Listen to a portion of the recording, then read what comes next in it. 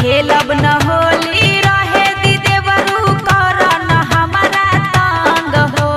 ए हो सुना, खेलब न होली रहे दी देवरू कर न हमारा तंग हो।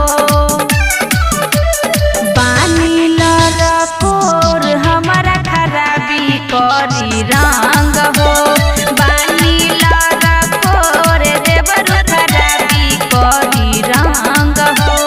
जबरन जे डालगा देवरू हो जाई हमसे जंग हो। बानी लरकोर हमारा खराबी करी रंग हो। बानी लरकोर देवरू खराबी करी रंग हो। बानी लरकोर देवरू खराबी करी रंग हो। बानी लरकोर अपना भैया से तोरा डर नइखे हो। होली गोबर माटी से खेलब ना हो। ए देवरी सुना हो, अपना भैया से तोरा डर नइखे हो। होली गोबर माटी से खेलब ना हो। फेंके न देहब तोर पिचकारी गीला करबा अंग हो।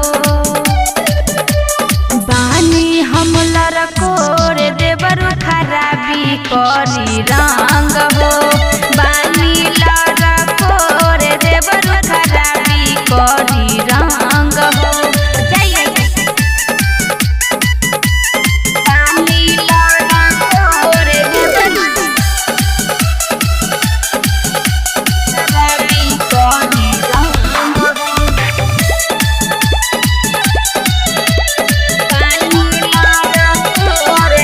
बात बुझाए देवरू अब की हमार। काहे रंगल चाहता रह हमर जोगार। बात बुझाए देवरू अब की हमार। काहे रंगल चाहता रह हमर जोगार। अगला साल खेलब होली दीपक तहरा संग हो। बानी लरकोर हमारा खराबी करी रंग हो। बानी लरकोर हमारा खराबी करी रंग हो। बुझल जाई जैसे।